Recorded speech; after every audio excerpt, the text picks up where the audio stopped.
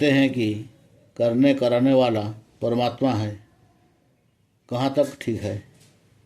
समाधान: करने कराने वाला परमात्मा है तो भोगने भुगाने वाला भी वही होना चाहिए। फिर हम क्यों भोगते हैं? जो इस तरह की सोच रखते हैं वे निकम्मे और मूढ़ होते हैं, पापी होते हैं।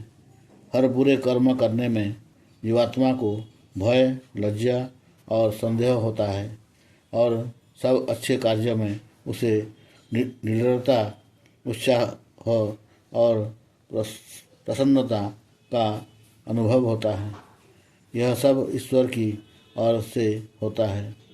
ईश्वर सचेत रहता है, परंतु अज्ञानता के कारण और जन्म जन्मांतरों की संचित प्रबल वासनाओं के कारण वह कुकर्म कर ही बैठता है। जीवात्मा स्वतंत्र है, इसलिए वह करता कहता है। यह अटल कर्म सिद्धांत है कि करता ही भोगता है, अर्थात जो कर्म करता है वो ही फल भोगता है। करे कोई और भरे कोई, क्या कभी ऐसा हो सकता है? अगर ऐसा होता है तो वह अन्याय है। ईश्वर न्यायकारी है। वह न अन्याय करता है न करने की प्रेरणा देता है।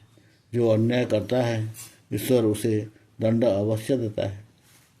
अगर ईश्वर ही सब कर्म करता है या करवाता है तो बुरे कर्म करते समय डर क्यों लगता है? शर्म क्यों आती है? संशय क्यों होता है? यह ईश्वर की चेतावनी है। जब मनुष्य अच्छे कर्म करता है तो मन में प्रफुल्लता क्यों होती है? निडरता को क्यों आती है और उत्साह क्यों बढ़ता है? यह भी ईश्वर की ही कृपा होती है। इसीलिए तो ईश्वर से सद्बुद्धि की प्रार्थना की जाती है। अगर बुद्धि शुद्ध पवित्र है तो कर्म अच्छे ही होते हैं। गायत्री मंत्र का यही मुख्य अर्थ है।